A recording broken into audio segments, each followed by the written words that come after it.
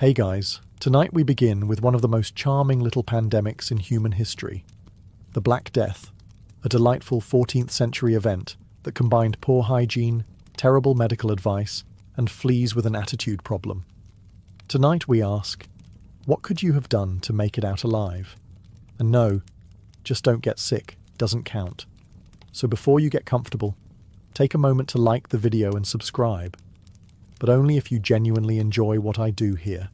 And let me know in the comments where you're tuning in from and what time it is for you. It's always fascinating to see who's joining us from around the world.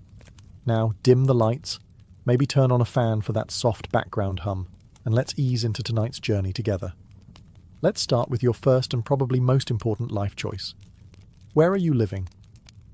If you said a bustling 14th century city full of opportunity and culture, congratulations, you're already 85% dead. Cities during the Black Plague were not charming medieval postcards. They were overpopulated, unwashed, and alarmingly enthusiastic about throwing waste into the streets. Imagine thousands of people crammed together in wooden buildings with no plumbing, no sanitation, and rats so comfortable they probably paid rent. Urban centres like London, Paris and Florence were the plague's all-you-can-eat buffet. Close quarters? Check. Open gutters? Check. Livestock living indoors? You bet. The cities were a hotbed of human contact, pest activity, and very bad smells. If airborne pathogens didn't get you, the psychological trauma of daily smells probably would. You didn't even need to be sick, just near someone who was. Markets, churches, bathhouses, on the rare occasion they were open, and inns packed people into tight spaces. Fleas loved it, rats thrived, and you, the innocent city dweller just trying to buy onions, were one bite away from a full-body breakdown. Now contrast this with the countryside. Yes, it had its downsides, like isolation, weather, and the occasional angry goose, but crucially, it had space. You had fewer neighbours, fewer crowds, and significantly fewer rats per square foot. If you lived on a farm or in a sleepy village up a hill where the nearest human lived 2 goat lengths away, your chances of survival were dramatically better. Even better, remote monasteries. Some religious orders, like the Carthusians, practiced near-total silence and isolation. Their lifestyle wasn't designed for plague survival, but it just happened to be the medieval equivalent of an elite quarantine bubble. In short, if you valued your lungs, your blood, and your continued existence, the best move in 1348 was to get as far away from people as legally or illegally possible. Cancel your trips, leave the market early, and if anyone says, it's probably not that bad, that's your cue to grab your cloak and leave the city immediately. Imagine this. It's 1349. Someone sneezes in your general direction. Do you A. politely ask if they're okay, B. offer them a clove of garlic, or C. run like your life depends on it? Because it does? Correct answer, C. Always C. Back then, no one knew what a virus was, but they did understand one thing. If someone near you started sweating, coughing, or bleeding from strange places, it was time to become a recluse. Social distancing didn't have a catchy name yet, but the survivors practiced it religiously. Plague was thought to be spread by bad air, also known as miasma. This wasn't completely accurate. It was the fleas, not the fog. But avoiding other humans who reeked of decay? Accidentally excellent advice. People who withdrew early, to the countryside, to a family cottage, to anywhere that wasn't full of suspicious coughing, had much better odds of making it out alive. Entire families survived by simply closing the door and not opening it until the next year. Did it strain relationships? Absolutely. Was it awkward when your cousin came knocking, begging for soup and sneezing through the keyhole? Extremely. But letting them in could mean you'd all be dead by Sunday. So, no soup for cousin Gregory. Some nobles and wealthy families even fled their cities at the first sign of plague. The wealthy Boccaccio family, for example, packed up and left Florence, social distancing with wine, poetry, and zero peasant contact. Smart. Meanwhile, the less fortunate learned to self-isolate through trial and error. Mostly error. Markets, festivals, weddings. Any large gathering was a game of microbiological roulette. If you had the willpower to skip them, stay home, and talk to your cat instead of your neighbour, you had a real shot at outliving the pandemic. It's simple. Every interaction was a potential death sentence. And while medieval people didn't have Twitter threads about flattening the curve, they did figure out very quickly that fewer handshakes meant more birthdays. If you were lucky enough to survive the Black Plague, chances are you weren't doing it in velvet. Let's talk fashion. Specifically, how your wardrobe could get you killed in 1348. The medieval upper class loved long, flowing robes, fur-trimmed sleeves, and thick, ornate fabrics that said, "I have money," and "I definitely don't plan on fleeing quickly." But to fleas, that wasn't style. That was prime real estate. The plague wasn't picky. Rich or poor, if you had fabric and skin, you were fair game. But the richer you were, the more layers you wore, and the more space you gave fleas to move in, settle down, and start a small family. In this way, your fashion sense could function like a hotel chain for parasites. What did work? Simplicity. Survivors tended to wear shorter tunics, less fabric, tighter sleeves, and linen, the one fabric that fleas weren't writing love letters about. Bonus points if you washed your clothes more than once a season, which, yes, was considered excessive by medieval standards. Some communities went as far as burning entire wardrobes, thinking the disease clung to cloth. This wasn't entirely wrong. Fleas can survive for days without a host and happily hitch a ride on your favourite overcoat. That velvet cloak with the squirrel fur trim? It's not a flex if it's also carrying microscopic death. People also wore accessories, lots of them, but the beaded necklaces, perfumes and rosemary bundles weren't doing much to stop the plague. Unless you counted offending everyone's noses into keeping their distance, in which case, bravo. And if you're wondering about armour, no, it didn't help either. You couldn't sword fight the plague. Though dying in full plate because you refused to remove your gauntlets long enough to wash your hands would be very on brand for certain knights. If you were hoping to outlive the Black Plague, geography was more than just scenic. It could literally save your skin. Especially if that skin was far, far uphill. Medieval science had gaps. They didn't know what bacteria were, but they did notice patterns, like how people living on hills didn't drop dead quite as fast as those in swampy lowlands. Coincidence? Maybe. But if your neighbour's corpse just fell over the fence, you probably weren't sticking around to demand peer-reviewed studies. Elevation had a few sneaky advantages. First, rats, the little death chariots of the plague, hated climbing. Or rather, they hated staying at elevation, especially where food was scarce and temperatures dropped. The colder the hill, the less likely you were to host a flea festival. Second, wind. Higher ground meant better air circulation. And while bad air or miasma wasn't the direct cause of the plague, fleeing stagnant, putrid-smelling alleys for crisp hilltop breezes, that was a good call anyway. At the very least, it spared you the aroma of medieval city life, a blend of human waste, goat hair, and desperation. Hills also came with the luxury of fewer people. That's right, elevation plus isolation. A winning combo in any century. The plague couldn't spread if there was no one to catch it, and no one to breathe on you in line at the communal water barrel. Some monasteries and manors were already built on high ground, not for plague reasons, but because they liked the view and hated being invaded. But when the Black Death rolled through, those foundations suddenly felt visionary. You didn't need to be rich to head uphill. Even shepherds, goat herds, and that one guy who talked to birds had the right idea.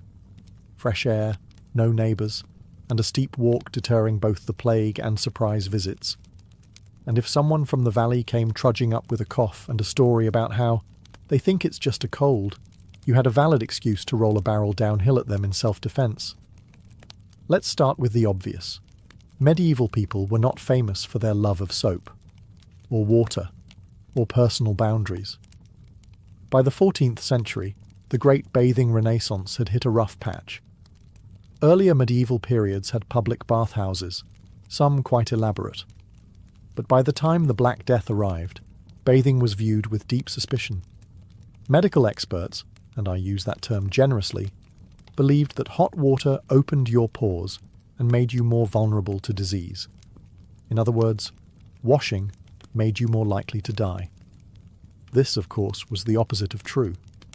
Plague-carrying fleas loved dirty, unwashed skin, especially the kind of skin buried under 3 layers of wool and last month's stew. People who bathed, even infrequently, were less attractive to parasites. They didn't know this, of course. They just thought they were unlucky enough to smell like sin. Turns out, sin smelled like survival. Soap existed, but it was either homemade, from ashes and animal fat, or absurdly expensive. Still, some survivors washed their hands and faces regularly, even if it was more superstition than science. Others bathed with herbs, vinegar, or wine, which was less effective but did make you smell like a salad someone prayed over. Clothes were another problem. Laundry was done maybe once a month, if you were rich, and typically involved beating your garments against a rock and hoping the lice took the hint. Those who took the time to boil their linens or change outfits weekly, not exactly clean by today's standards, but positively sterile by plague-era benchmarks. And let's not forget dental hygiene. Toothpaste didn't exist, but chewing mint leaves or rubbing salt on your teeth was a thing. Again, it didn't cure the plague, but it did make your deathbed conversations slightly more tolerable. So, could a bath save your life? Not directly, but it drastically reduced your chances of turning into a mobile flea banquet. Plus, it separated you from the crowd. Literally. People avoided you because you smelled weirdly clean. Ah, medieval doctors. Men of great confidence, questionable hygiene, and even worse theories. If you found yourself getting a bit plaguey in 1349 and decided, I'd better call a doctor, congratulations, you've just made your final mistake. To be fair, they were doing their best with what little they understood, which was nothing. The leading theory of the time was the 4 humours: blood, phlegm, yellow bile, and black bile. If you were sick, it meant your humours were out of balance. The solution? Drain something. Usually blood, occasionally dignity. So you'd show up coughing blood, and they'd respond by sticking leeches on you until you looked like a deflated wineskin. Or worse, they'd slice open a vein to let the bad out, which had the side effect of also letting you out. Then there were the plague doctors, dressed in their iconic bird-beaked masks stuffed with flowers, herbs, and spices. The beak wasn't a fashion statement. It was their primitive version of PPE. They thought good smells warded off bad air, which wasn't totally wrong. If you define working as keeping you too dizzy to notice the smell of rotting bodies. Their tools? Wooden sticks for poking at a safe distance, a cane for nudging you into a mass grave if things didn't go well, and a whole lot of sage burning. Treatment options were equally grim: rubbing onions on your armpits, drinking crushed emeralds, carrying a dead toad in a bag around your neck, sitting in smoke-filled rooms. In other words, if it sounded stupid, painful, or highly flammable, it was probably prescribed. Ironically, the people who fared best were often the ones who avoided medical attention altogether, like nuns, midwives, and herbalists, who stuck to basic hygiene, clean bandages, and staying calm. In the midst of the Black Plague, when cities turned into open-air morgues and doctors prescribed onions for everything short of decapitation, one group quietly outperformed everyone in the survival game: monks. But not just any monks. We're talking about the stay-at-home, vow of silence type. Think Carthusians, not travelling friars with pockets full of fleas. Why did monastic life offer such plague-proof potential? For starters, monasteries were often isolated, perched on hillsides or nestled in rural nowhere. They were designed for prayer and reflection, not traffic, festivals, or overcrowded inns with that one guy coughing into his soup. Then there were the rules. Monastic life wasn't a free-for-all. It came with structure, scheduled meals, strict sanitation, by medieval standards, and a suspicious lack of hand-holding. Shared utensils? Not likely. Hugging? Spiritually discouraged. Group bathhouse orgies? Absolutely not. They also had access to food and clean water, a huge bonus when much of the population was too sick to farm or boil a pot. Monasteries stored grain, grew their own herbs, and most importantly, didn't rely on urban markets swarming with rats and regret. Oh, and did we mention they were celibate? Which meant no late-night visits to plaguey tavern wenches. Just you, your thoughts, and the occasional Latin chant to keep you company. Now, not all monks made it out alive. Some, bless them, chose to act as caregivers. They ventured into cities to help the sick. Noble, yes, but statistically inadvisable. Travelling clergy had the worst of both worlds. Exposure to dying strangers and the inability to run away because it would have looked bad in the Bible. So, if you were going the monk route, your best bet was to join early, stay put, and say no to missions. Of course, you didn't have to be a monk to benefit from the monk lifestyle. You just needed to copy their habits, live in the middle of nowhere, grow your own food, limit contact within the Black Death economy. Certain jobs came with a special bonus, immediate exposure to everyone's germs. Let's start with messengers. Their job was to ride between towns carrying letters, proclamations, or ominous royal decrees no one wanted to hear. Great cardio, terrible survival odds. Every time a messenger dismounted and handed over a scroll, they were essentially swapping paper and plague with whoever had just sneezed on the last delivery. Then there were merchants, the Uber Eats of the 14th century, minus hygiene and customer satisfaction. Merchants travelled between cities, markets, and ports, bringing spices, cloth, and fleas from one contaminated location to the next. They were plague superspreaders, before superspreading had a name. If you worked these gigs, you were the human equivalent of a courier pigeon with a death wish. So what jobs did give you a better shot? Blacksmiths, bakers, shepherds, and millers, people who worked with fire, grain, or animals, and mostly kept to themselves. These folks didn't need to travel far. They didn't have to shake hands with strangers or enter plague-saturated cities for meetings that could have been parchment scrolls. Then there were grave diggers. Morbid, yes, but oddly secure. The job wasn't plague-proof, but they had better tools, like gloves, shovels, and the highly underrated strategy of not touching things with your face. Some even learned to recognize early plague signs and took great pride in not dying like everyone else around them. If you were really lucky, you could be a recluse, hermit, or mildly disliked goat herder. Solitary work was suddenly in vogue. Your antisocial behavior? Rebranded as wise pandemic planning. Even artisans like cobblers and weavers fared decently. They worked from home, took limited clients, and could pretend they were just booked when someone sketchy knocked on the door, coughing and asking for shoes. In 1349, the fewer errands you ran, the longer you lived. Let's get one thing straight. In Plague-era Europe, rats weren't just background noise. They were main characters, hairy, twitchy, plague chariot-riding villains in your everyday life.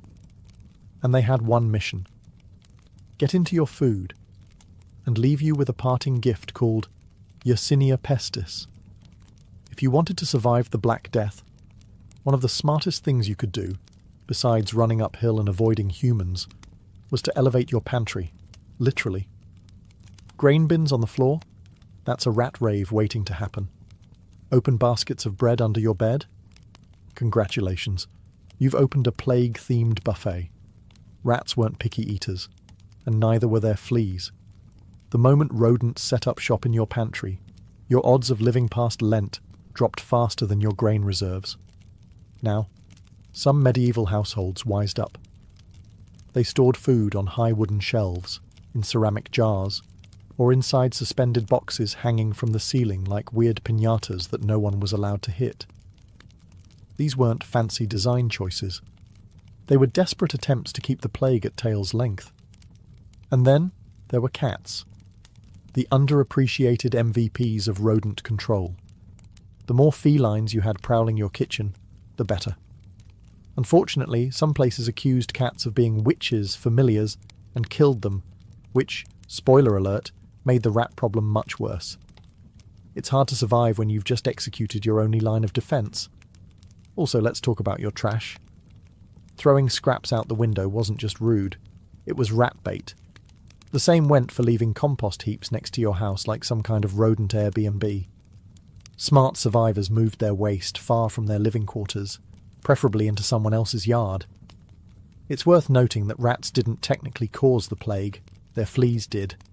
But fleas don't travel long distances on their own. When disaster strikes, people tend to respond in one of two ways: calmly seeking rational solutions, or joining a screaming, torch-wielding mob convinced it's all the neighbours' fault. Guess which one was more popular in 1348? The Black Death didn't just kill bodies, it shattered brains. And with no germ theory, microscopes, or decent leadership, folks were left to invent explanations. Many of them sounded like, "It must be them," followed by pitchforks, torches, and wildly misdirected violence. In some towns, mobs accused outsiders, Jews, foreigners, and basically anyone who looked like they hadn't sneezed recently. People believed wells were being poisoned, that the plague was punishment from God, that a local widow with too many cats had caused all this with her suspicious herbal teas. Spoiler, none of it helped. In fact, mob behaviour usually made things worse. You'd gather a large group of already paranoid people, shout over each other about how he coughed near my cow, and then storm the victim's home to... What? Solve the plague by burning it down? Smart. Real smart. Worse still, mobs brought people together, physically, huddled in sweaty crowds, yelling and swapping bacteria like they were trading Pokemon cards. You didn't just risk making a moral mistake, you also risked contracting the very disease you were trying to blame on someone else. The people who actually survived the Black Death were often the ones who kept a low profile. Not because they were cowards, but because they weren't interested in collective panic rituals. While the mob was busy dragging an astrologer out of town for reading stars, too confidently, survivors were boarding up their windows, boiling water, and quietly not dying. There's a lesson here. Panic spreads faster than plague, and angry crowds are rarely wise problem solvers. Unless you enjoy the smell of smoke, moral failure, and a guaranteed exposure to cough droplets, maybe don't grab the torch. Because in a pandemic, the only thing more contagious than disease is ignorance at scale. Ah, garlic, nature's breath mint, seasoning staple, and medieval body spray of choice. When the plague arrived, people didn't have vaccines, antibiotics, or even a firm grasp on what a germ was. What they did have was garlic, and they used it for everything, ate it raw, hung it over their doors, wore it around their necks like cloves of aromatic defiance. Was it scientifically effective? Let's be honest, not really. But in a world where your other options included bathing in vinegar, drinking molten gold, or letting someone drill a hole in your skull to release the bad air, garlic was relatively reasonable. Why garlic? For one, it smelled strong, and that was a big deal. The leading theory of disease at the time was miasma, or bad air. So if you could overpower the smell of rotting corpses and human waste with something aggressively herbal, people figured you were on the path to health. Garlic was the Axe body spray of 1348. But there's a twist. Garlic is a mild antibacterial and insect repellent. Modern science confirms that it does, in fact, have some antimicrobial properties. So while medieval folks didn't know what they were doing, they may have accidentally made themselves less appealing to fleas, the actual plague carriers. That said, don't give garlic too much credit. It wasn't a magical shield. You couldn't rub a clove on your forehead and walk through a corpse pile unscathed. Some people ate so much garlic they became socially unapproachable, which, ironically, did help with social distancing. Also, garlic didn't work if you were still doing everything else wrong. Wearing flea-riddled robes, visiting sick neighbours, drinking from shared cups at a crowded funeral feast. All the garlic in the world wouldn't save you. You'd just die extra seasoned. In the 14th century, the ability to smell something pleasant, like roses, wasn't just a charming sensory experience. It was basically a diagnostic tool. If your nose still worked, congratulations. You probably weren't dead yet. The logic was simple. The plague often hit hard and fast, bringing along symptoms like fever, vomiting, swelling, and, crucially, a sudden loss of the will to stand. One particularly disturbing sign was the onset of overwhelming stench, both from the sick person and the surrounding city. If you could smell flowers instead of rotting flesh, you were already ahead of the game. This is where the posy came in. People of means, or even just good instincts, carried little bouquets of herbs and flowers called pomanders or nosegays. These weren't romantic gestures. They were DIY gas masks made of lavender, mint, sage, and rose petals. You'd carry one in hand, stuff it in your sleeve, or just glue it to your face like a desperate Renaissance party favour. Was this effective? Technically, no. But symbolically, it worked wonders. Walking around with a floral sachet made you look like you were trying, which, during the plague, put you ahead of roughly half the population.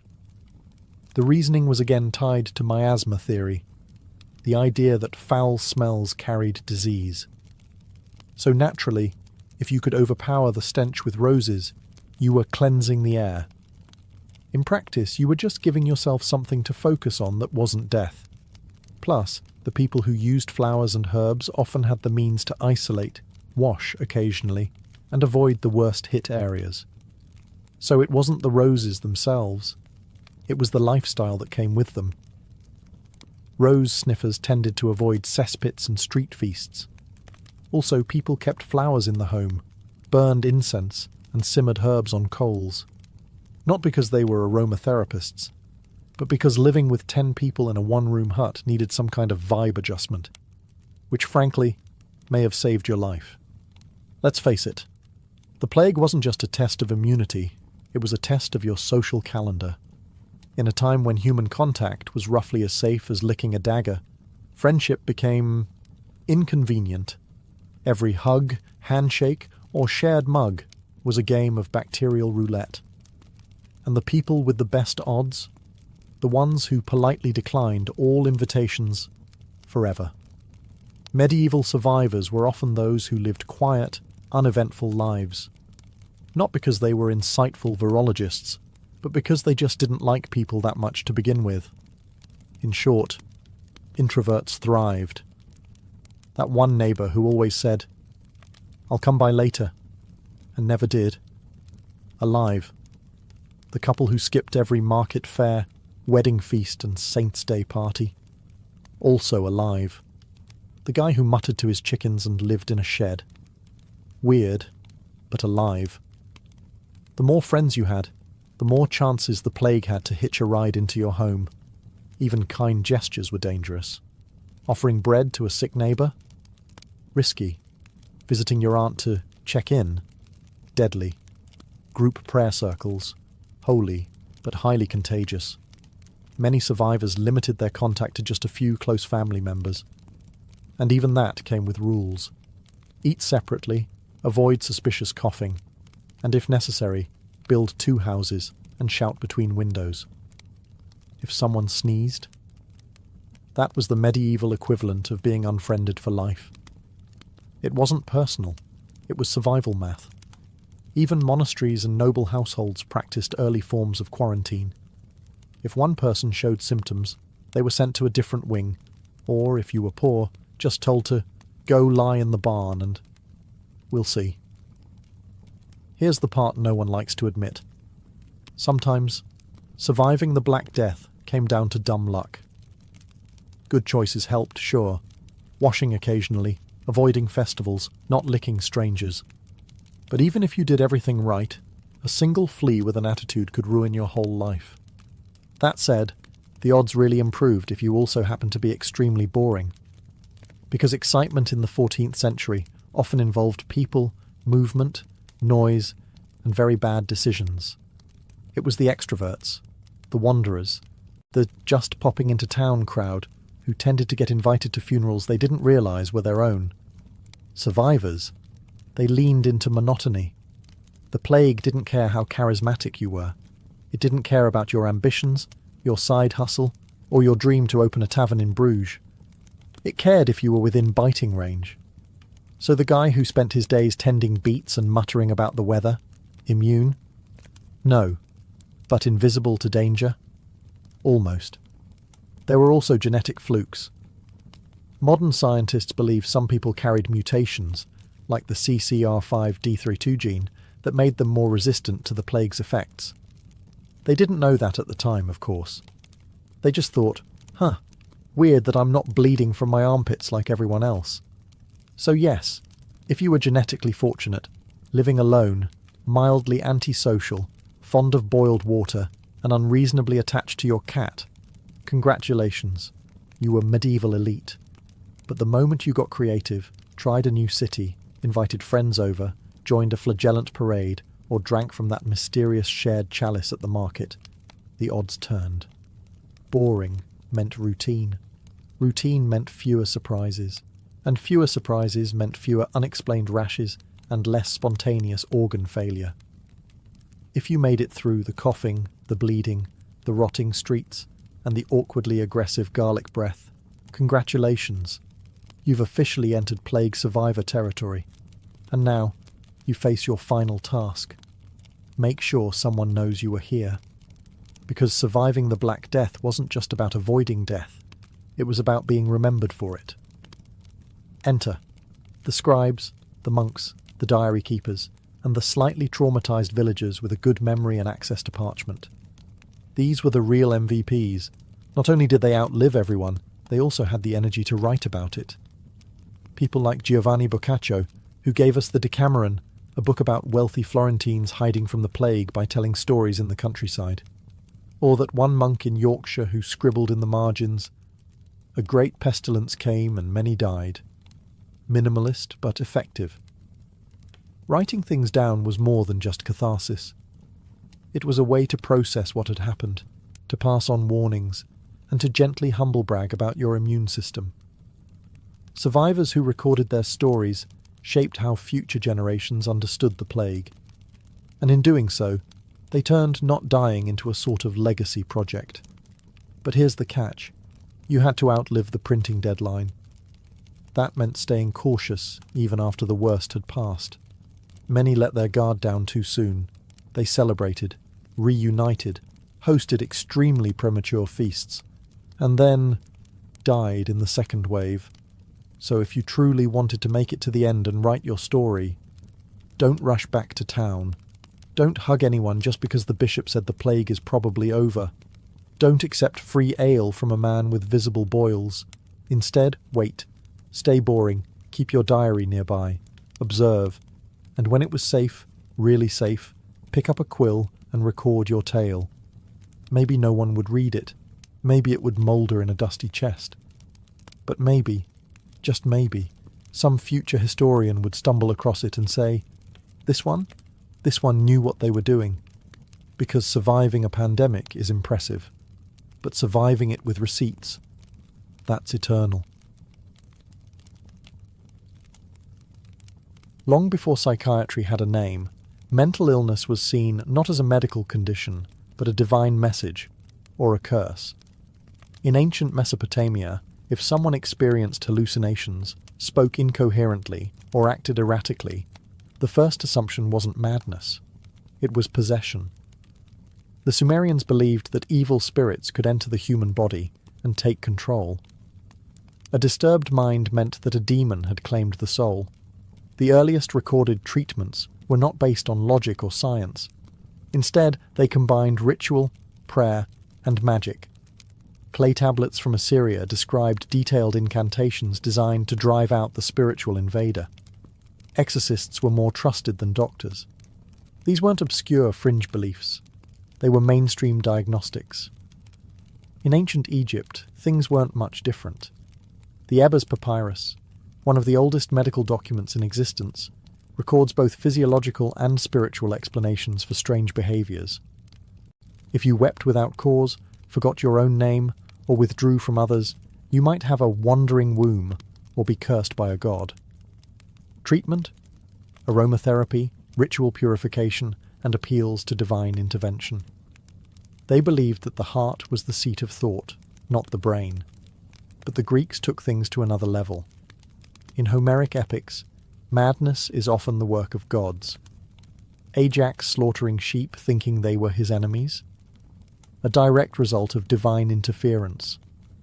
The concept of divine madness became so embedded in Greek culture that it was sometimes seen as a form of inspiration. Plato even argued that some forms of madness were gifts from the gods, leading to prophecy, artistic genius, or poetic insight. Poets weren't mad, they were chosen. Yet it wasn't all spiritual. Hippocrates, often considered the father of modern medicine, offered a more physical explanation. He blamed imbalances in the 4 bodily humours: blood, phlegm, black bile, and yellow bile. Melancholia, what we might now call depression, was an excess of black bile. His solutions? Diet, rest, and lifestyle changes. Not bad for a man born in 460 BCE. This duality, spiritual versus physical, would define how societies viewed mental illness for centuries. A person could be cursed or chemically imbalanced, a prophet or a lunatic. The line between healer and priest was razor thin. And depending on where you lived, the voices in your head could either earn you a temple or a burial. In medieval Europe, mental illness lost whatever grace it had under the Greeks. Gone were the philosophical debates about divine inspiration or humoral imbalance.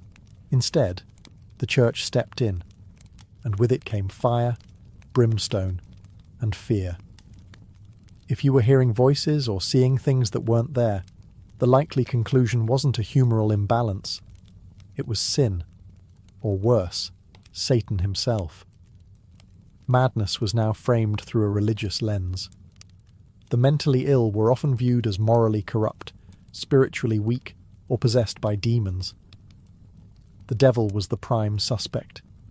A peasant woman wandering the streets in rags, muttering to herself, might be seen as a witch. A nobleman weeping for days without cause could be accused of harbouring unconfessed sin. Confession, flagellation, and prayer were considered viable treatments. Physicians deferred to priests. The institutions of the time didn't fare any better. There were few dedicated places for the mentally ill. Most were left to wander the countryside, survive in dungeons, or rot in overcrowded monasteries. In some towns, they were chained in public squares for their own safety, where locals could poke them with sticks or throw coins at them for amusement. Madness became entertainment. Then came Bethlehem Royal Hospital in London, better known as Bedlam. Founded in the 13th century, it was one of the first institutions to house the mentally disturbed. But house is putting it politely. Bedlam quickly devolved into a human zoo. Visitors would pay admission to gape at the lunatics, chained to walls, or howling behind barred windows. Treatments included cold water dunkings, bleeding, purging, and whipping. The theory was simple: drive the devil out by force. And yet, amidst the horror, some faint sparks of humanity appeared. Some monks offered kindness and shelter. Islamic physicians like Avicenna, operating far from the Inquisition's grip, still promoted humoral theory and gentle care. In Moorish Spain, hospitals treated the mentally ill with music therapy and fresh air. But in Christendom, mercy was rare and ignorance ruled. Madness was a word soaked in dread. You didn't get help. You got chained. You didn't find healing. You found exile.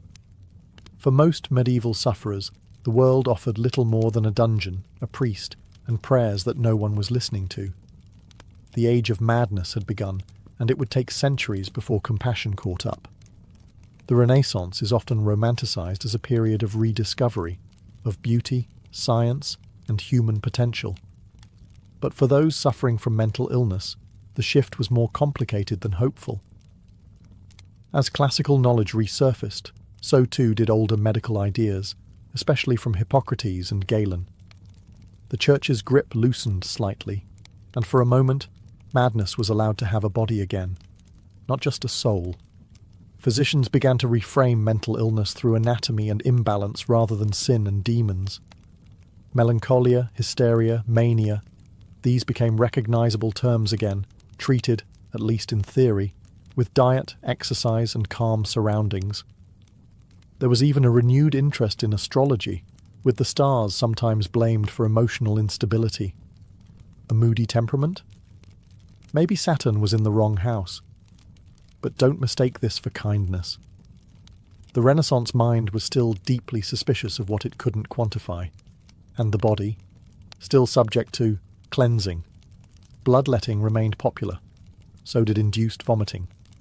If someone was too agitated, they might be restrained for days or subjected to spinning chairs designed to reset the brain.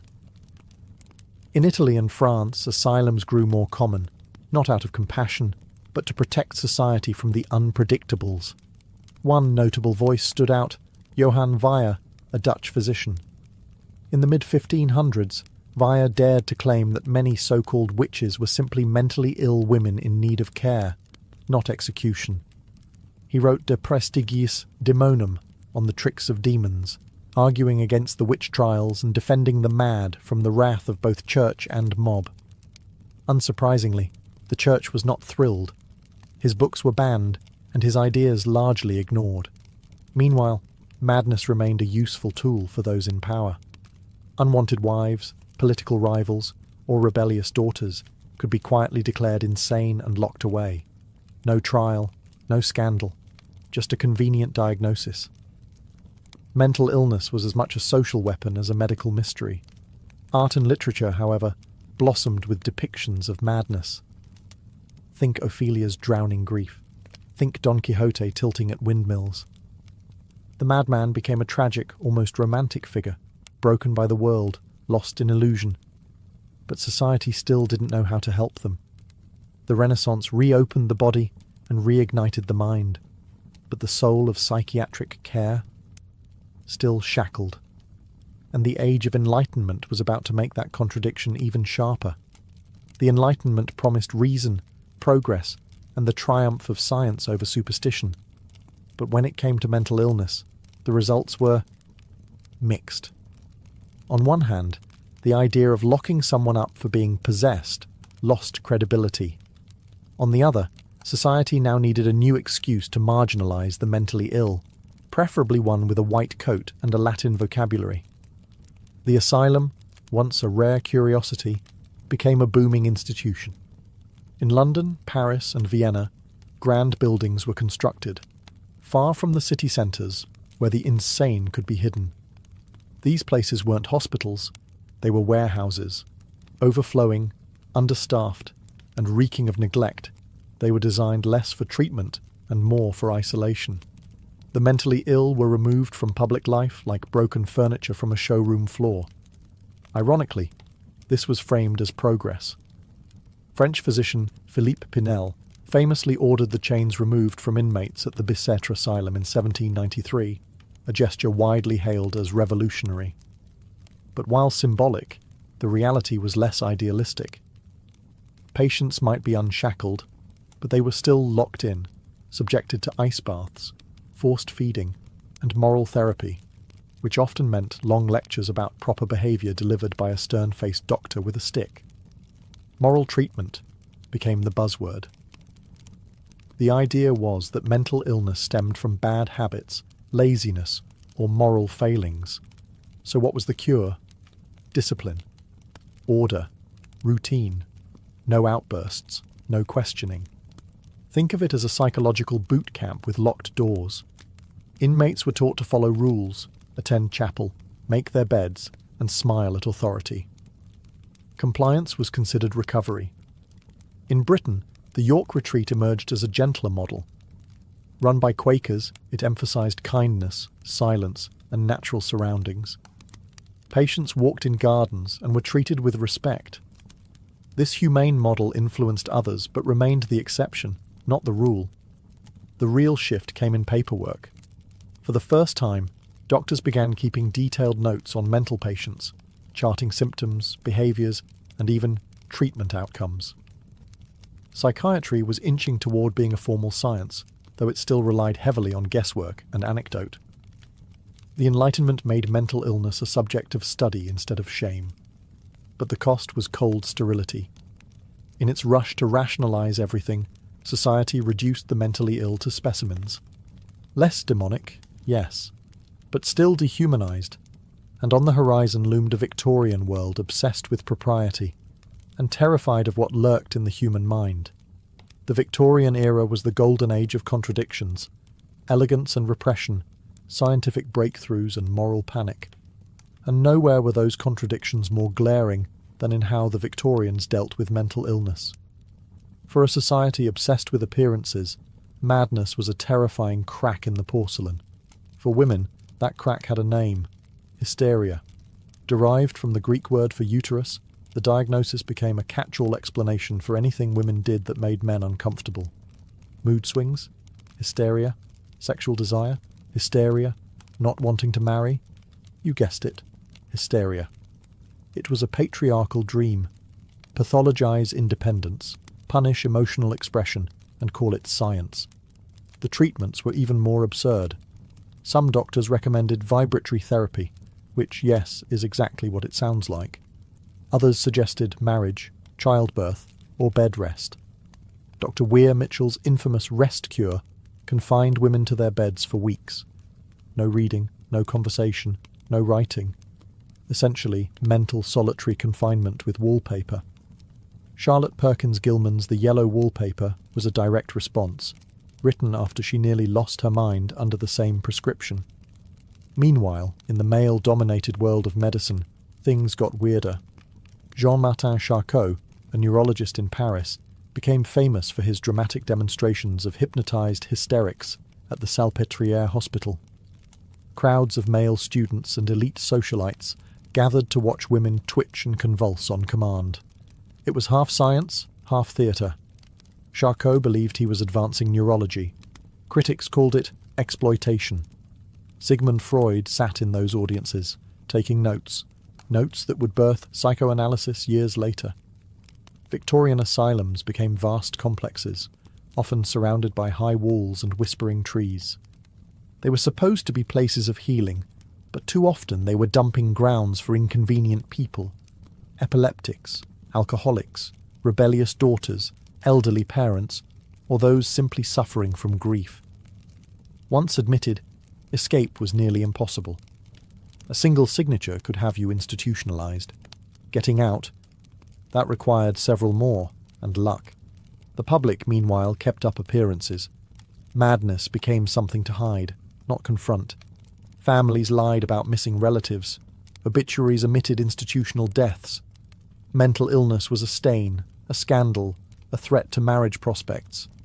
The asylum was society's broom closet, and the goal wasn't treatment, it was invisibility.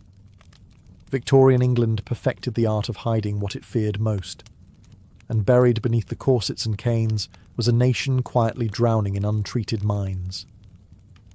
The 20th century began with bullets and barbed wire, and it forced the world to finally confront the mental toll of human suffering. During World War I, doctors were faced with something they couldn't exorcise, bleed, or hypnotize away. Men shaking uncontrollably, screaming at phantom gunfire, or rendered mute by terror. These weren't weaklings or madmen. These were soldiers, heroes, broken by war. They called it shell shock. At first, the term was taken literally. Physicians assumed exploding artillery shells were damaging the brain with vibrations. But the real truth was harder to accept. The human mind had a limit. Trench warfare, with its ceaseless bombardment, death, and mud-choked claustrophobia, had broken it.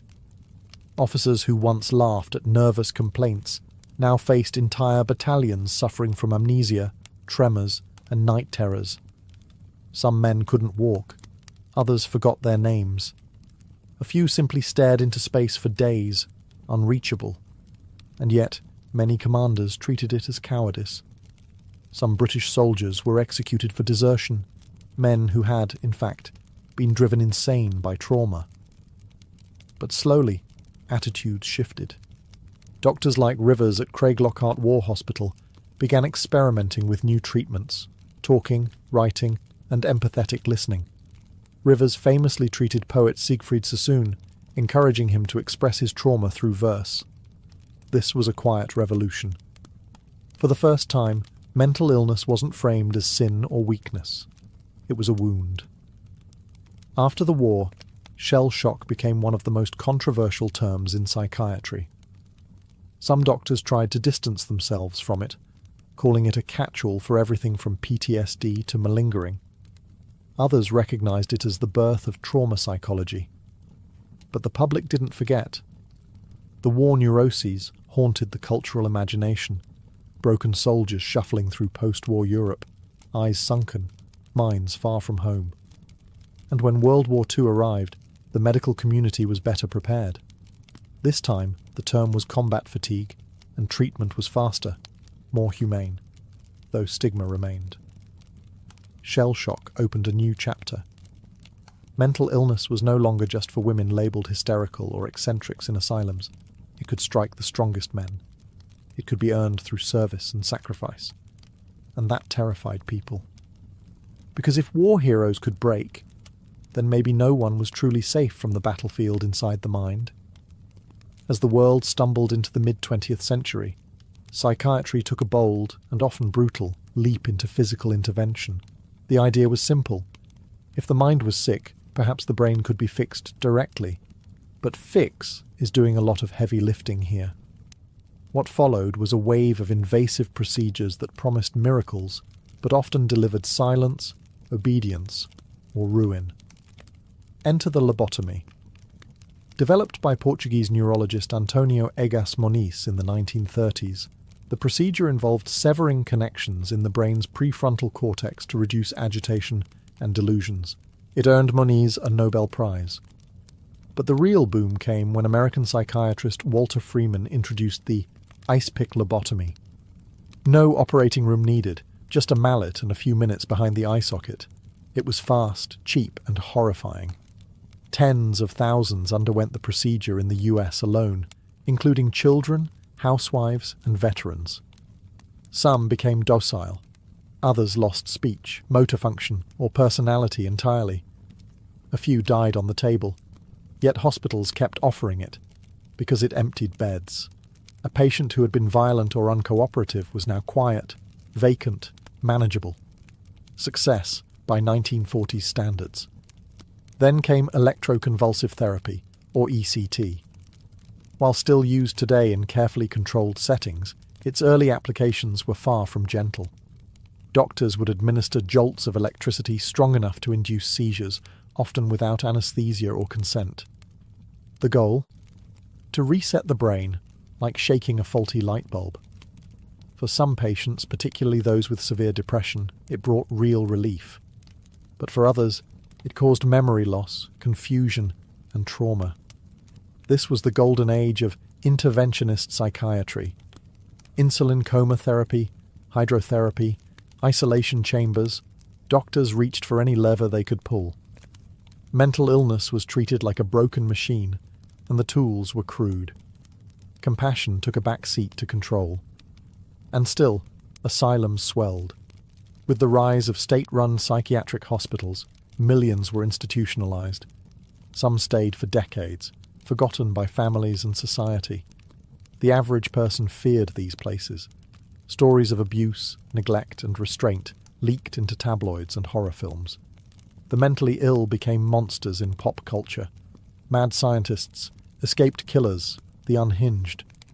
The intentions were scientific, the outcomes often tragic. And as the 1960s approached, a new idea began to grow. Maybe it wasn't the patients who needed fixing. Maybe it was the system itself. By the 1960s, the tide was turning. Public trust in asylums had eroded.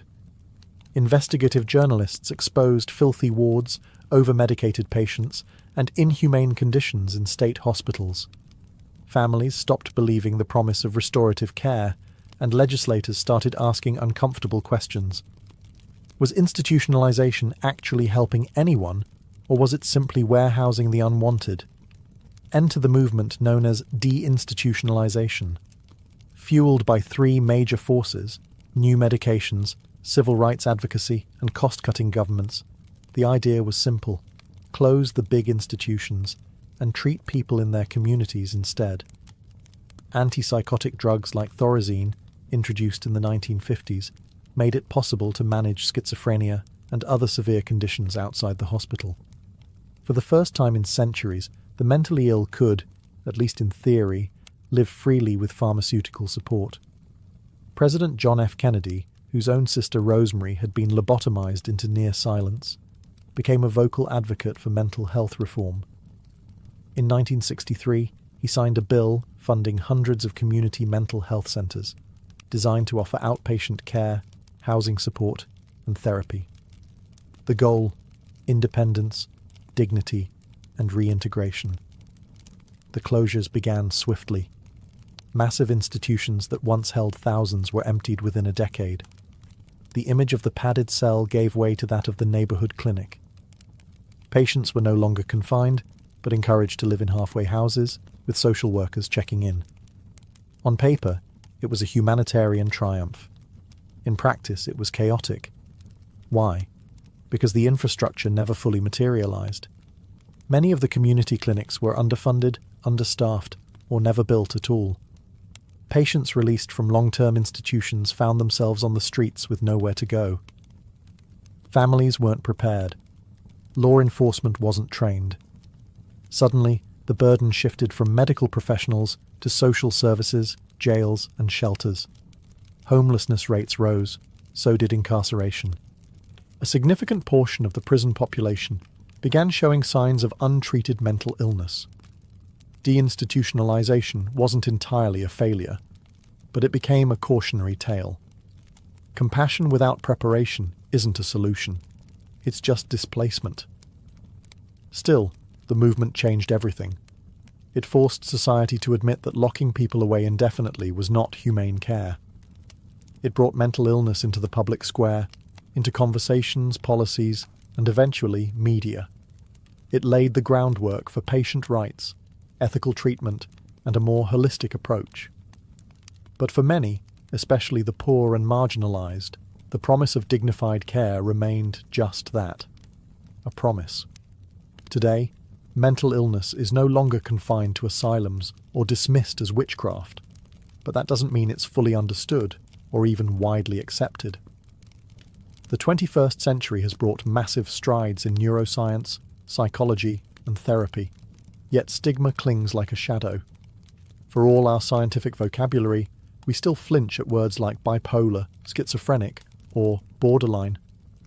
Thanks to brain imaging, we now know that conditions like depression and anxiety aren't just in your head in the dismissive sense. They involve real, measurable changes in brain chemistry, structure, and function. Genetic research has linked certain disorders to hereditary factors. Environmental trauma, childhood neglect, and even gut health are now recognized as contributors to mental instability. For the first time, we're beginning to see mental illness as a dynamic intersection of biology, psychology, and environment. But understanding doesn't always equal empathy. Social media has helped normalize conversations around mental health, especially among younger generations. Celebrities now talk openly about anxiety, therapy, and medication. Apps offer guided meditation, therapy sessions, and mood tracking.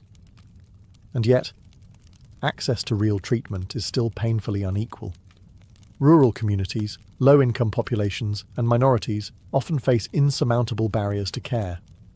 Meanwhile, the pharmaceutical industry, though crucial in many respects, has also been criticized for overprescription, especially of antidepressants and stimulants. Some patients feel treated as checkboxes on a diagnostic form, briefly seen, quickly medicated, and rarely heard. Therapy, once stigmatized, is now $1 billion industry, but it's still out of reach for many. And old ghosts linger. Homeless populations are still disproportionately composed of those with untreated mental illnesses. Prisons now serve as the largest de facto mental health institutions in many countries. Emergency rooms are flooded with psychiatric crises they aren't equipped to handle. It's deinstitutionalization without the promised safety net, again. Yet there are signs of hope. Trauma-informed care is gaining ground. Peer support programs are flourishing. Schools are beginning to integrate mental wellness into curriculums. Movements for neurodiversity challenge the notion of a single, correct mind. And therapy is no longer whispered, it's recommended. But the work is far from done. Mental illness may no longer be chained to a wall or cut from the brain, but many still suffer in silence, buried under cultural shame and systemic failure. History has shown us what not to do. The future will be defined by whether we finally start doing better. Bushido, meaning the way of the warrior, was not a law written by emperors or carved into stone. It lived in the hearts of the samurai, whispered through generations, inked in poetry, and sharpened into steel. It governed everything a warrior did, from how he fought, to how he lived, and, most importantly, how he died. Emerging during Japan's feudal era, Bushido evolved over centuries, drawing from a mixture of Shinto reverence, Buddhist calm, and Confucian discipline. It demanded 7 core virtues: loyalty, courage, benevolence, respect, honesty, honor, and rectitude. These weren't vague ideals, they were lived obligations. A samurai who violated one could expect social exile, or a far more gruesome end. Loyalty wasn't negotiable. A samurai swore unwavering allegiance to his daimyo, his feudal lord. Betrayal wasn't seen as political treason, it was spiritual pollution. Even in defeat, a loyal retainer might choose death over dishonor. The concept of giri, an unrepayable sense of duty, bound him tighter than any contract. And death? That was never the enemy. The ideal samurai embraced it daily, preparing his soul for the moment when duty would demand the ultimate price. If he failed his master, displayed cowardice, or brought shame to his name, there was one way to reclaim dignity: seppuku. With stoic calm, he would plunge a blade into his abdomen and slice sideways, spilling both pain and guilt onto the tatami mat. A second, called the kaishakunin, would stand behind him, ready to deliver a clean beheading and spare him prolonged agony. To Westerners, this might sound horrific, but to the samurai, it was beautiful, a final poem written in blood. Bushido didn't die with the swords. Even after Japan modernized and the samurai class was dissolved, echoes of Bushido lingered. It shaped the ethos of Japanese military officers during World War II and still lives on today in martial arts, business culture, and national pride. What makes Bushido extraordinary isn't just its severity. It's that it demanded honor, not just in victory, but in restraint, humility, and even in death. The sword was sacred, but it was never the point. A true warrior, under Bushido, didn't just master combat, he mastered himself. And when the final moment came, he met death not with fear, but with dignity. In the frostbitten lands of Scandinavia, the Viking warrior code was carved in fire and blood. It had no formal scripture, no single name like Bushido, but it was etched into their sagas, their graves, and their gods.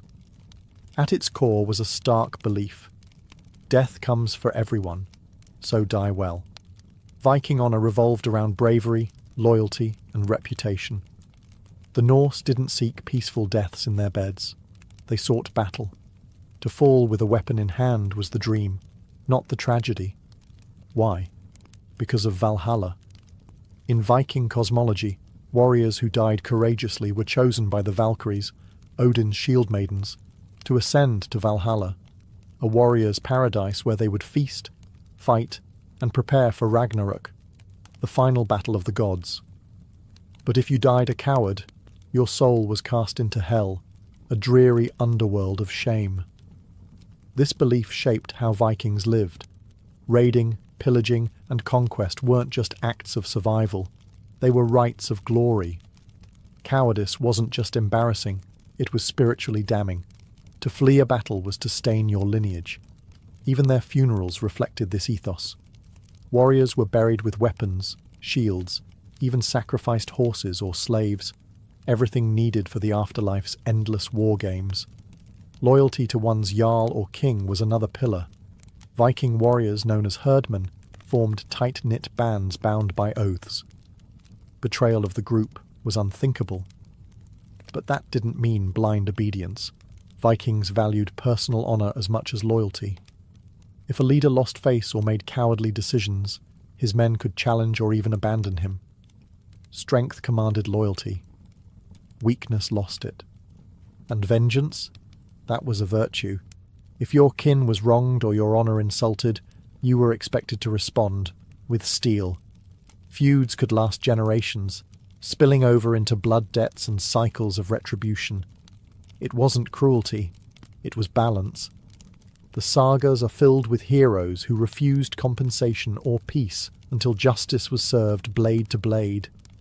Even in old age, many Vikings feared a quiet death more than pain. Some sought out danger in their final years, hoping to die in a glorious skirmish rather than waste away in bed. Anything was better than being forgotten, because for the Vikings, death was not the end. It was an audition for eternity, and only the brave made the cut. To be a Roman soldier was not simply to fight, it was to embody virtues, a word that blended virtue, valour, manliness and civic duty into a single, brutal code of conduct. A Roman warrior wasn't just a killer. He was a disciplined extension of the Republic, or the Emperor's will, a walking symbol of order in a chaotic world.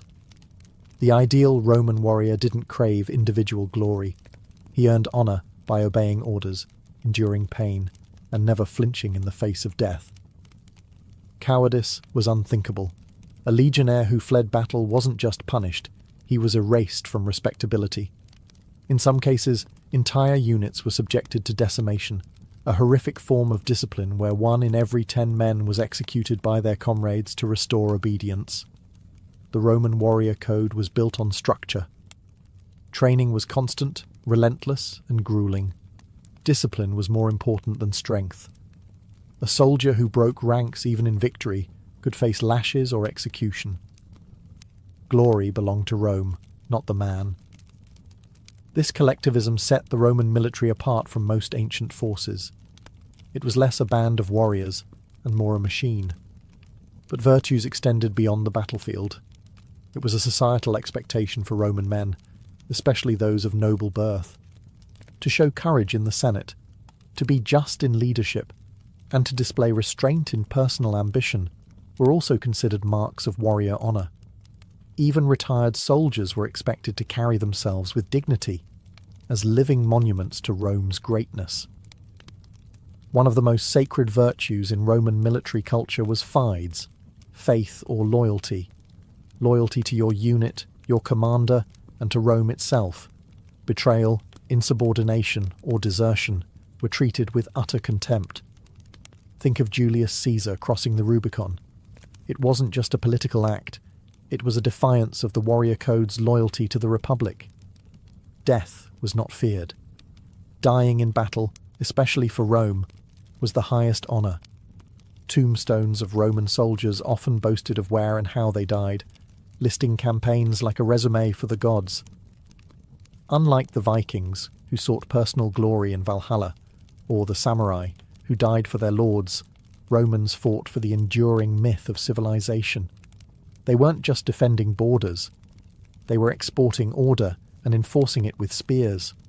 For the Roman warrior, the code was clear: obey, endure, conquer, and die like a citizen of eternity.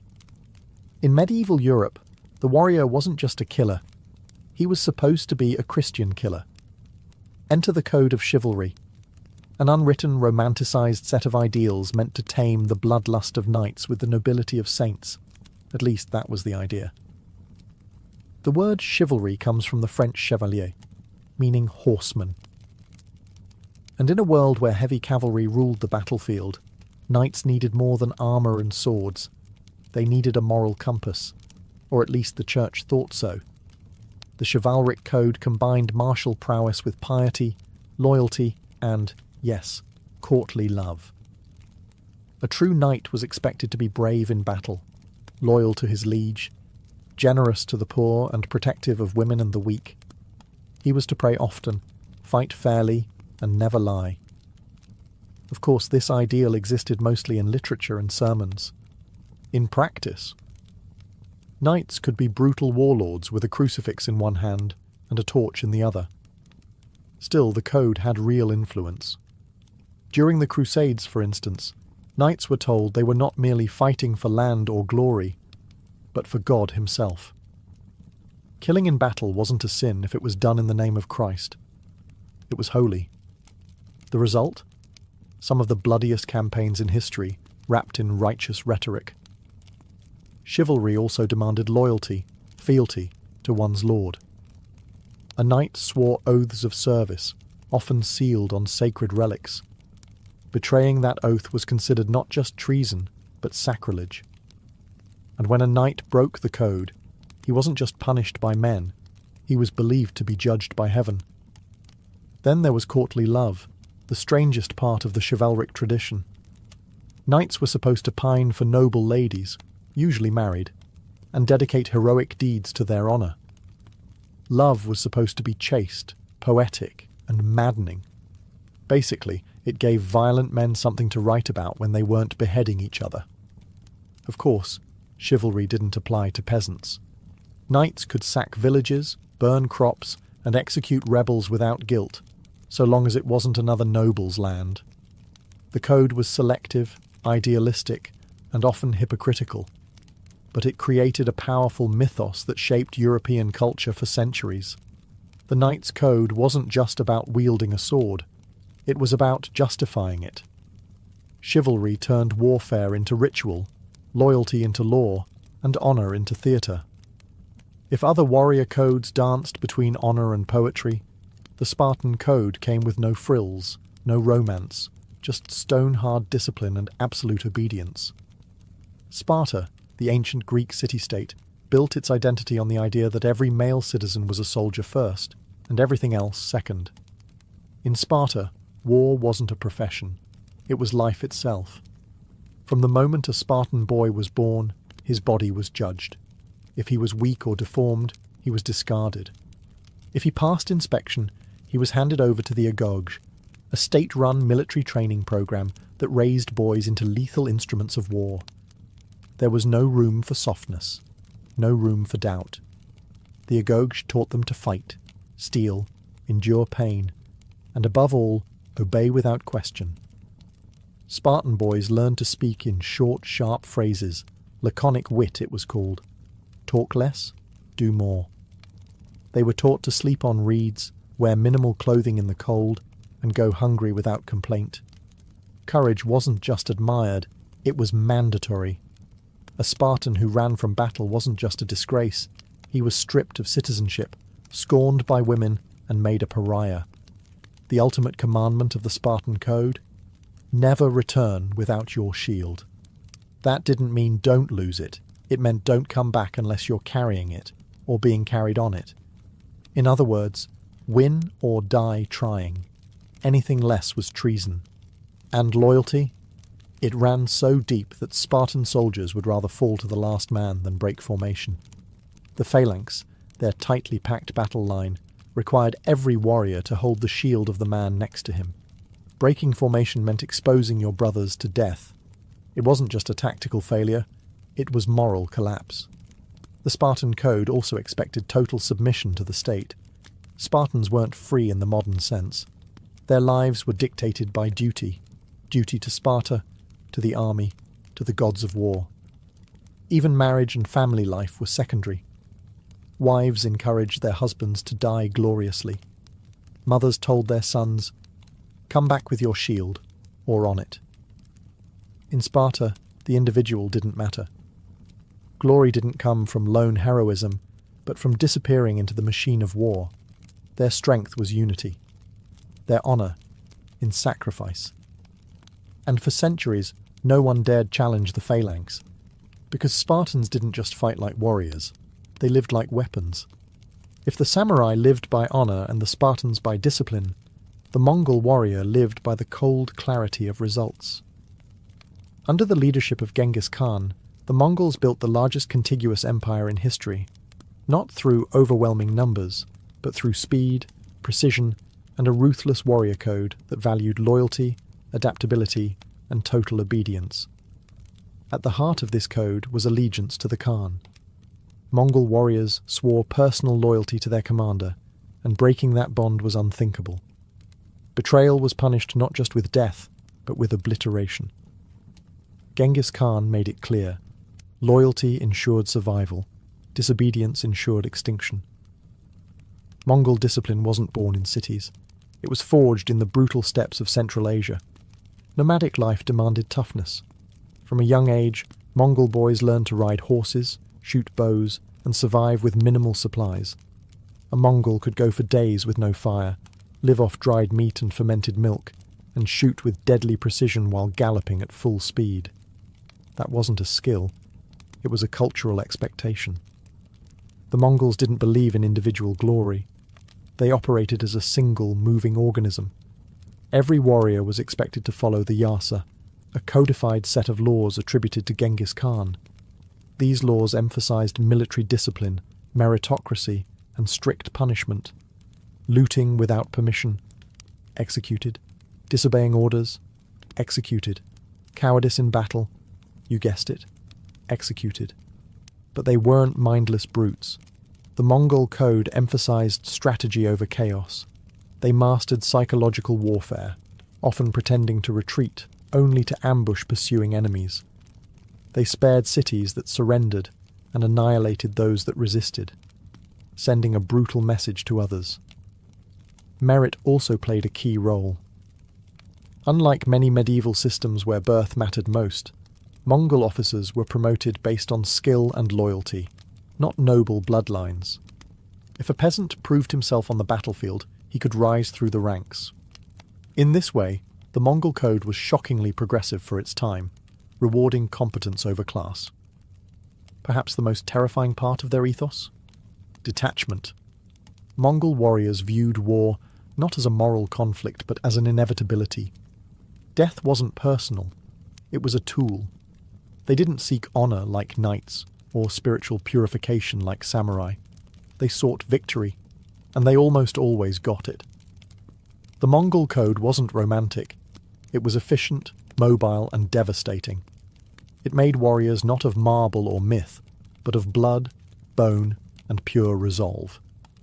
The warriors of the Zulu kingdom weren't forged in myth. They were trained by fire, sweat, and a revolutionary named Shaka Zulu.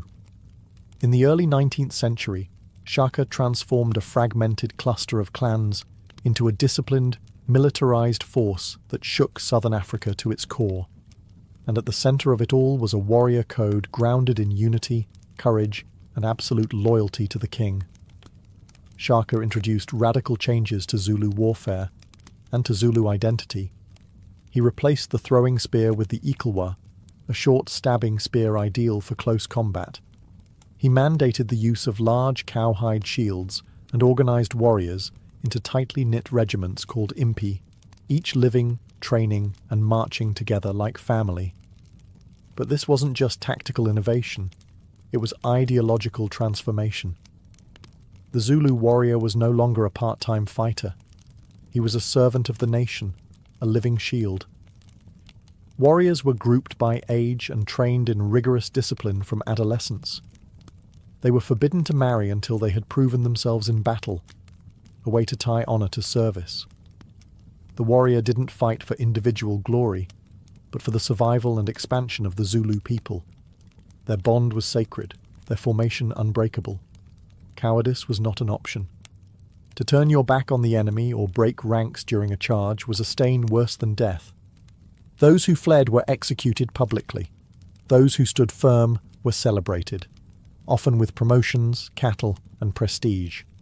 Bravery was the currency of masculinity, and warriors were expected to give everything, including their lives, without hesitation. Loyalty to the king was absolute. Shaka ruled with charisma and terror, and his warriors revered him like a deity. Disobedience was met with swift, often fatal punishment. but in return, the king cared for his impis, offering food, protection, and recognition. Zulu warfare emphasized not just strength, but psychology. Shaka's famous buffalo horn formation, with a chest, horns, and loins, allowed his forces to envelop enemies with terrifying precision. Every warrior had a place, and every death was part of a larger purpose. The Zulu warrior code turned a tribal society into a military state, and ordinary men into legends. They didn't fight for conquest alone. They fought as one body, one heartbeat, one shield. And when the spears rose, even empires learned to tremble. Among the deserts and canyons of the American Southwest, the Apache warrior carved a legacy not through empires or grand armies, but through resilience, stealth, and a code of survival that defied conquest. For the Apache, warfare wasn't just a duty. It was a daily act of existence in a land that was as harsh as it was sacred. Unlike centralized warrior cultures, the Apache didn't organize around kings or empires. Their code wasn't written in law or dictated by generals. It was taught through oral tradition, lived experience, and necessity. In a world surrounded by hostile tribes, expanding settlers, and US military campaigns, Apache warriors developed a combat philosophy built on mobility, precision, and endurance. At the heart of the Apache code was self-discipline. Boys were trained from an early age to endure pain, hunger, thirst, and silence. Running long distances barefoot, bathing in icy rivers, and fasting were all rites of passage. A true warrior needed more than a strong arm. He needed an iron will.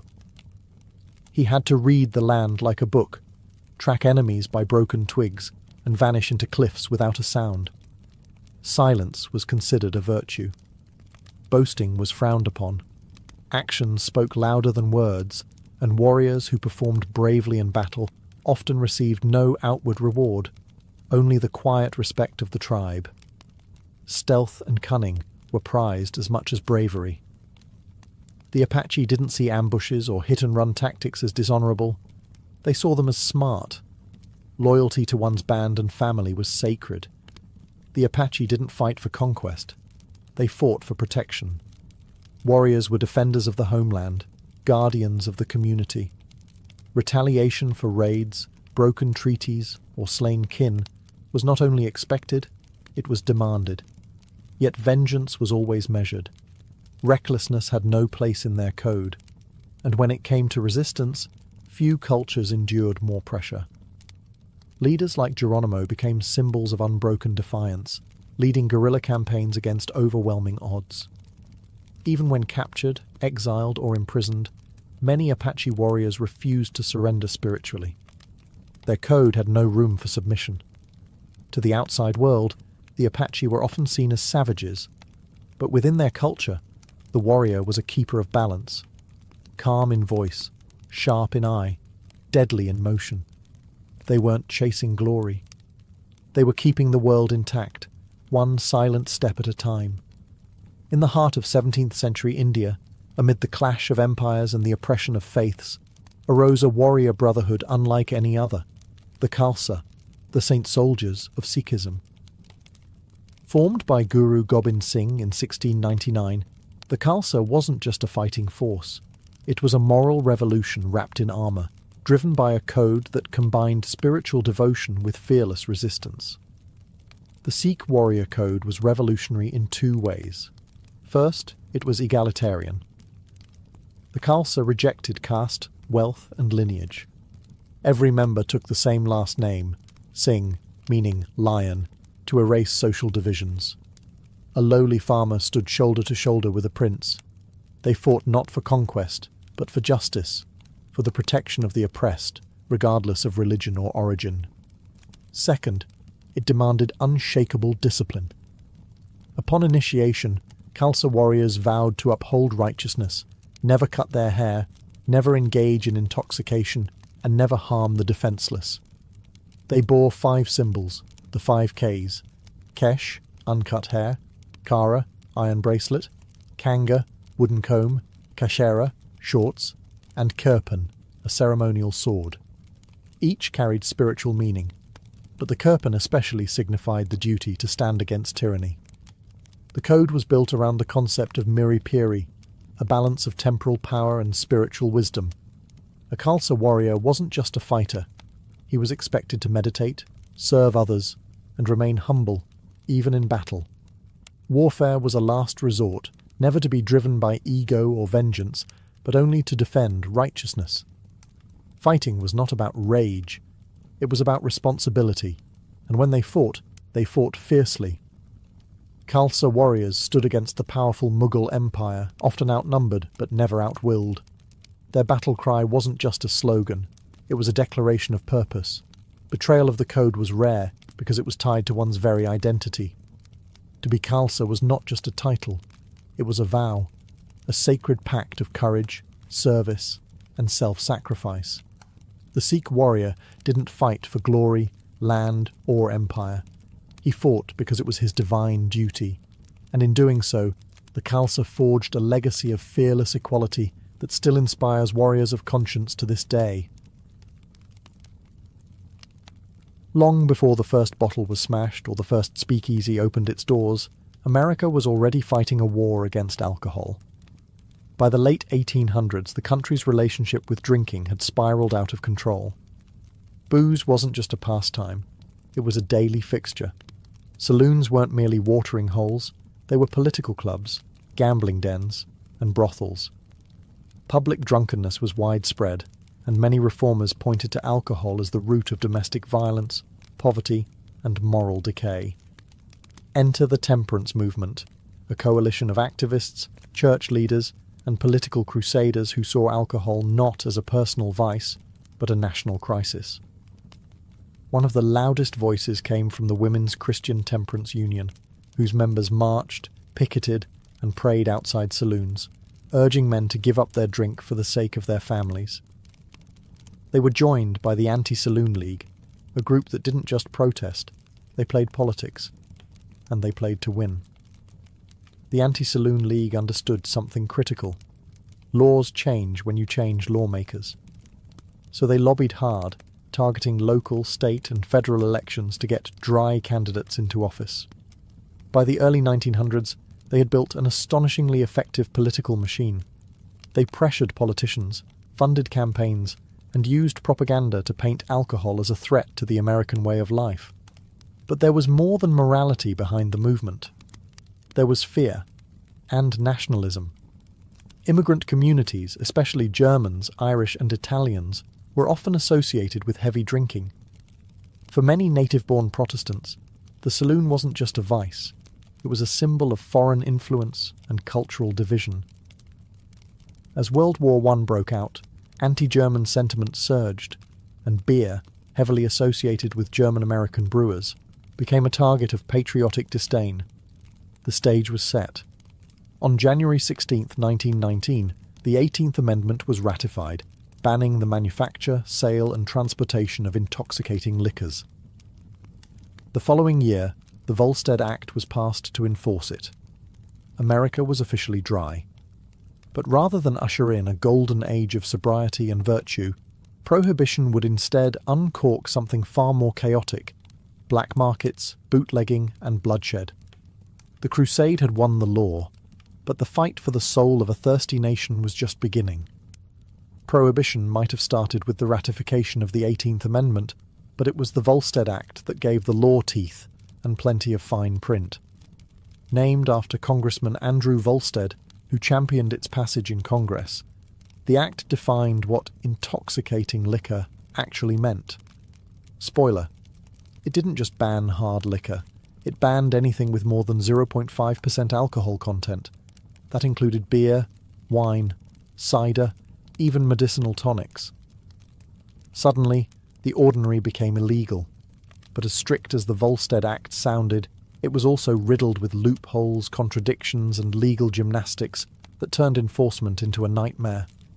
For starters, prohibition didn't make it illegal to drink alcohol. You could still drink it, you just couldn't sell it, transport it, or make it. That meant if you had a cellar full of wine or a few barrels of whiskey before the law kicked in, you were technically safe. Private stockpiling became a booming side hustle, and many wealthy Americans bought up entire inventories before the ban took effect. Then there were the religious exemptions. Wine for communion? Still legal. Suddenly, churches, some real, some hastily fabricated, saw their memberships skyrocket. Clergy found themselves in the unusual position of acting as both spiritual leaders and alcohol distributors. One priest joked that his congregation had grown miraculously overnight. Medical loopholes were even more absurd. Doctors could prescribe alcohol for medicinal purposes, and pharmacies could legally dispense it. That led to an explosion of shady prescriptions and booming business for chains like Walgreens, which grew from 20 stores to over 500 during Prohibition. Bourbon for a cough? Brandy for your nerves? Step right up. Meanwhile, enforcement fell to the newly formed Prohibition Bureau, a severely underfunded and often corrupt agency that couldn't keep up. Many agents were either bribed, intimidated, or simply overwhelmed. Raids were inconsistent, penalties often lenient, and bootleggers were always a step ahead. The Volstead Act, in theory, was supposed to engineer a sober society through strict control. In practice, it created a tangled mess of grey zones, selective enforcement, and fertile ground for a booming underground economy. As the Volstead Act took effect and legal alcohol vanished from shelves, something else began to flourish in the shadows: the speakeasy. These illicit bars and nightclubs sprang up in basements, back rooms, and behind sliding walls in cities across America. The term speakeasy came from patrons being told to speak easy about their location, because if the wrong person overheard, the party might end in a police raid. But those raids? Rarely successful. Speakeasies weren't just hiding, they were protected. By the mid-1920s, there were tens of thousands of speakeasies in New York alone. Many operated in plain sight, bribing local officials and cops to look the other way. A raid might occur for show, but behind the scenes, cash changed hands, and doors reopened within hours. Inside, the scene was electric. Jazz bands played wild improvisations. Women in flapper dresses drank alongside men in tuxedos. For the first time, social mixing was part of the drinking culture. Speakeasies broke barriers between classes, between races, between genders. In many urban speakeasies, white patrons danced to black music, and women smoked, drank, and flirted openly. It was rebellious, glamorous, and intoxicating in every sense. But the booze? It was often questionable at best and deadly at worst. With legal distilleries shut down, bootleggers began manufacturing alcohol in hidden labs and bathtubs. This bathtub gin was often crude, unregulated, and spiked with dangerous chemicals to stretch supply. Blindness and poisoning were not uncommon. Still, the demand was so high, people were willing to take the risk. Speakeasies were more than bars. They were symbols of defiance. They represented the failure of Prohibition to stamp out America's love affair with alcohol. The harder the government tried to enforce the ban, the more the public found creative ways around it. Hidden compartments, secret passwords, false storefronts. Prohibition turned ordinary citizens into everyday outlaws. In the process, nightlife transformed. Jazz culture exploded. Fashion changed. Even slang evolved, with terms like juice joint, giggle water, and bootleg becoming part of everyday speech. The speakeasy wasn't just a workaround. It was a cultural revolution in disguise. Prohibition had aimed to make America sober and righteous. Instead, it made the country sneakier, bolder, and infinitely more rebellious. As Prohibition pushed alcohol underground, organized crime stepped into the spotlight, armed, ambitious, and eager to supply what the government had banned. With booze illegal and demand skyrocketing, a black market economy was born, and at its heart were the gangsters who turned alcohol into a billion-dollar business. Nowhere was this transformation more visible than in Chicago, where Al Capone became the face of the Prohibition underworld. Capone wasn't just a thug. He was a businessman, a strategist, and a public figure who provided jobs, ran soup kitchens, and bribed the police with pocket change. But behind the public image was a ruthless enforcer who ruled through violence, fear, and corruption. Capone's empire trafficked in thousands of gallons of illegal liquor, moving it through secret warehouses, armed convoys, and crooked speakeasies. He had entire neighborhoods under his thumb. Judges, mayors, even law enforcement. And he wasn't alone. Across the country, cities like New York, Detroit, and Kansas City saw the rise of bootleg kings, Irish mobs, Sicilian mafias, and Jewish crime syndicates, all using prohibition as their golden ticket. These criminal networks didn't just move alcohol, they professionalized crime. They created systems, hierarchies, and rules. Turf wars were common, and blood spilled often. One of the most infamous events was the St. Valentine's Day Massacre of 1929, where 7 members of a rival gang were lined up and gunned down in broad daylight, allegedly on Capone's orders. The message was clear. This wasn't small-time street violence. This was organized warfare. Ironically, the more the federal government cracked down, the more sophisticated the criminals became. Smugglers used fast boats on the coasts and cars modified with hidden compartments inland. Some even built tunnels under the US-Canada border to ferry in whiskey from Montreal. Others had insiders at distilleries still legally producing medical or industrial alcohol, which was then repurposed into bootleg spirits. Public sentiment began to shift. People questioned a law that seemed to breed more crime than it prevented. What began as a moral crusade was now enabling the rise of criminal empires more powerful and violent than anything the country had ever seen. While bootleggers and gangsters flourished in back alleys and secret warehouses, the federal government tried desperately to hold the line. Enter the prohibition agents, or as they came to be known, the G-men. Tasked with enforcing the Volstead Act, these men were supposed to be America's moral guardians, hunting down illegal liquor and bringing order to a nation gone rogue. But there was one problem. Almost everything was stacked against them. When Prohibition began, there were fewer than 1,500 federal agents assigned to enforce it nationwide. That's one agent for every 70,000 people. These men were poorly trained, underpaid, and overwhelmed. And it didn't take long for corruption to seep in. With gangsters offering bribes that far outpaced a government paycheck, many agents looked the other way, or actively participated in the very crimes they were hired to stop. Still, not all G-men were crooked. Some, like Elliot Ness, gained fame for their dedication. Ness led a team called the Untouchables, known for their refusal to take bribes and their relentless pursuit of Al Capone's empire. They smashed stills, raided warehouses, and tried to bring order to lawless Chicago. But even Ness couldn't bring Capone down through prohibition law. That job eventually fell to the IRS, who nailed him for tax evasion, not bootlegging. Most enforcement efforts were clumsy at best and dangerous at worst. Raids were often tipped off in advance. Innocent people were sometimes caught in the chaos, and the black market just adapted. Bootleggers became masters of deception, changing routes, disguising shipments, and creating networks that moved faster than the law. The government even took a darker turn. In an attempt to stop people from drinking industrial alcohol used in bootlegging, federal officials ordered it poisoned. Thousands were sickened and hundreds died. The press called it government murder. Public opinion, already sour, turned bitter. All of this contributed to a growing sense that prohibition was unenforceable, and worse, unjust. Law-abiding citizens became criminals overnight, and real criminals became rich, powerful, and untouchable.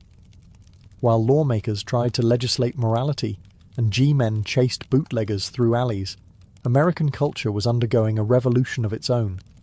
Prohibition didn't just change the law, it changed the vibe. And in that chaotic, intoxicating space, new voices rose, new rhythms exploded, and a new kind of American identity emerged. At the center of it all, women. The very movement that pushed for prohibition, led in large part by women's groups, had unintentionally opened a cultural door they couldn't close. With the 19th Amendment granting women the right to vote just before Prohibition began, women suddenly had more political power, more visibility, and more freedom to redefine their roles in society. In the roaring cities, the image of the flapper was born. She smoked, she drank, she cut her hair short, danced in public, wore scandalous dresses that showed ankles and knees, and rejected the quiet submissiveness expected of previous generations. She wasn't just breaking social norms, she was obliterating them. And where did she go to express all this rebellion? The speakeasy, of course. There, women and men mixed freely. For many, this was the first time they could socialise as equals, sharing drinks and dancing shoulder to shoulder. The strict rules of Victorian etiquette melted under the heat of swing and saxophones. This was the jazz age, a cultural eruption that changed American music forever. Jazz was born in black communities in New Orleans, but spread through Prohibition like wildfire. It was loud, wild, improvisational, and unapologetically modern. Clubs like the Cotton Club in Harlem attracted white patrons eager to hear black musicians like Duke Ellington and Louis Armstrong, even as segregation remained outside the door. Alongside music, Prohibition inspired a literary boom. Writers like F. Scott Fitzgerald captured the decadence, disillusionment, and booze-soaked chaos of the 1920s. The American dream was being rewritten, in real time, with gin on the rocks. Even fashion shifted. Clothes became less restrictive, hairstyles shorter, morals looser. What had started as a movement to clean up society accidentally sparked a generation of people determined to break every rule. Prohibition didn't purify culture. It unleashed it. In the vacuum created by repression, art, expression, and rebellion thrived. As the 1920s gave way to the 1930s, the United States was hit by an earthquake that shook every corner of society. The Great Depression. Banks failed, unemployment soared, and breadlines stretched for blocks. Amid this growing desperation, the grand moral crusade of Prohibition started to look less like virtue, and more like a luxury the country could no longer afford. Suddenly, the idea of banning alcohol wasn't just inconvenient. It was economically devastating. Legalizing alcohol again meant potential jobs, tax revenue, and economic relief. Before Prohibition, alcohol taxes accounted for up to 30% of federal income. Now, the government was broke, and so were the people. Repeal started to make more sense than ever, not just to the public, but to politicians. President Herbert Hoover, who called Prohibition a noble experiment, found himself increasingly out of step with the national mood. By the time Franklin D. Roosevelt campaigned for the presidency in 1932, he openly supported repeal as part of his New Deal platform. His victory was a turning point, not just politically, but culturally. Americans were ready to drink legally again. The final blow came with the ratification of the 21st Amendment in December 1933, which officially repealed the 18th. For the first time in US history, a constitutional amendment was erased by another. Champagne corks popped from coast to coast. Bars reopened. Breweries retooled. A great sigh of relief swept the nation, not just because alcohol was legal again, but because a long national contradiction had finally ended. But the damage was already done. The black market that Prohibition created didn't disappear overnight. Organised crime had grown too strong, too rich, and too embedded in urban power structures to simply walk away. Gangsters who once ran bootlegging operations moved into gambling, prostitution, and drug trafficking. The federal government had created a monster, and killing it would take decades. Culturally, the era left scars and legends. Speakeasies, jazz, flappers, and gangsters became part of the American mythos. Prohibition had failed in its mission to sober the nation, but it succeeded in reshaping it entirely. Even after the cork was popped on Prohibition's official end in 1933, its legacy didn't just evaporate. The social, political, and criminal consequences of the era stuck around, and in many ways still echo through American life today. The most obvious impact? Organised crime didn't go away. It adapted. The bootlegging empires built during Prohibition gave rise to modern mafia syndicates.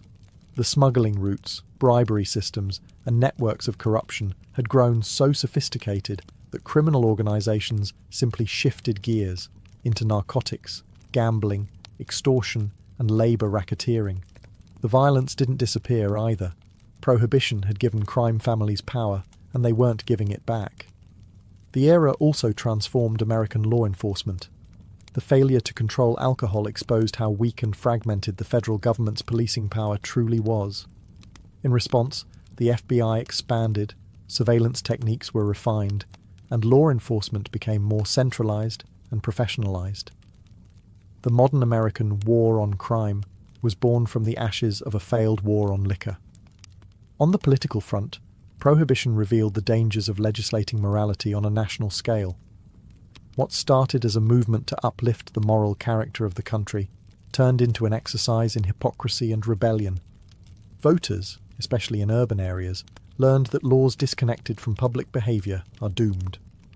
The experience left many Americans skeptical of future moral crusades and wary of politicians promising purity through policy. Then there was the cultural shift. Prohibition inadvertently sparked a broader distrust of government overreach. People resented being told how to live, drink, and socialize. The resentment would resurface in later decades, from anti-smoking campaigns to debates about drug legalization. The ghost of the Volstead Act haunts American culture every time there's a clash between law and lifestyle. Even the alcohol industry had to rebuild itself from the ground up. In the decades following repeal, regulations were introduced to control advertising, drinking ages, and distribution. To this day, liquor laws in the US vary wildly from state to state, a messy legacy of the fractured Prohibition years. But perhaps the most enduring consequence was psychological. Prohibition taught Americans that banning something doesn't make it disappear, it just pushes it underground. Long after the last speakeasy closed and the final bootlegger faded into history, the Prohibition era found a second life, this time in pop culture. What had once been a decade of legal chaos and blood-soaked crime became a glittering myth of gangsters in pinstripe suits, jazz-filled clubs, and rebellious glamour. Prohibition didn't just leave behind laws, it left behind legends. Hollywood wasted no time. Films like Little Caesar, 1931, and The Public Enemy, 1931, turned bootleggers into icons. James Cagney and Edward G. Robinson didn't just play gangsters, they defined them. Al Capone was no longer just a criminal, he was a celebrity anti-hero. The lines between villain and folk hero blurred, and America fell in love with the very men the government had tried to erase. The trend continued through the decades. The Untouchables, Once Upon a Time in America, Boardwalk Empire. Each retelling added more glamour, more grit, and more mythology to an era that had been, in reality, chaotic and often brutal. Speakeasies, once underground dens of questionable booze, were reimagined as classy lounges filled with swing music and Art Deco charm. Even the language of the time stuck. Words like bootleg, giggle water, juice joint, and hooch still crop up in retro bars and themed parties. The flapper look, with its fringe dresses and bobbed hair, remains a fashion staple in costume culture. And jazz, the soundtrack of rebellion during Prohibition, became a defining symbol of American creativity. But it wasn't just entertainment. The Prohibition story became a moral parable, taught in schools, debated in political circles, and invoked every time a new movement tried to ban something. Whether it's cannabis laws, internet censorship, or dietary restrictions, critics often ask, are we repeating Prohibition? It also helped fuel the American fascination with the outlaw hero. The idea that when laws go too far, it's not just acceptable to break them, it's patriotic. This mindset, rooted in Prohibition's speakeasy culture, continues to shape attitudes toward authority and rebellion. In the end, Prohibition failed to make America sober, but it succeeded in making it legendary. It became a story not just about law and order, but about resistance, culture, and the power of unintended consequences.